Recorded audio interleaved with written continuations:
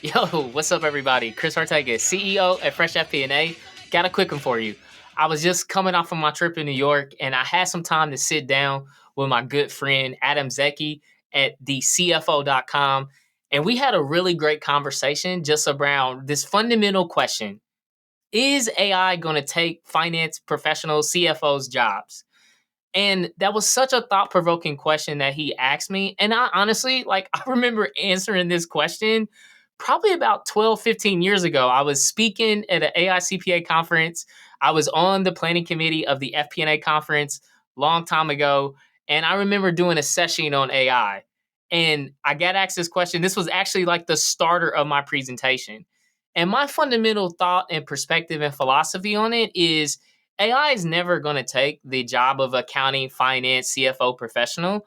It is 100% meant to level us up and get us out of that low value, routine, manual stuff that honestly, like you can look at me right now, you don't want to be doing that stuff. And fast forward now, we look at the area of LMSs, we look at prescriptive and predictive analytics. We got the Chat GPTs, we got the Geminis, we got the Perplexities, we got the Claudes, we got the Grogs, we got the recipe of AI tools.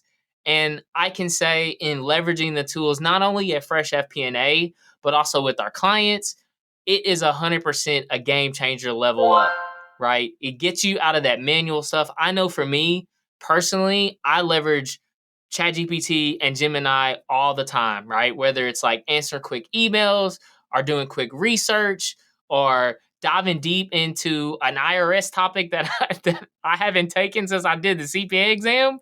So it is really to complement you on those tools. So that's my answer in response to that. Curious to know from you, this is such a great topic. Is AI going to take accounting, finance, and CFO job?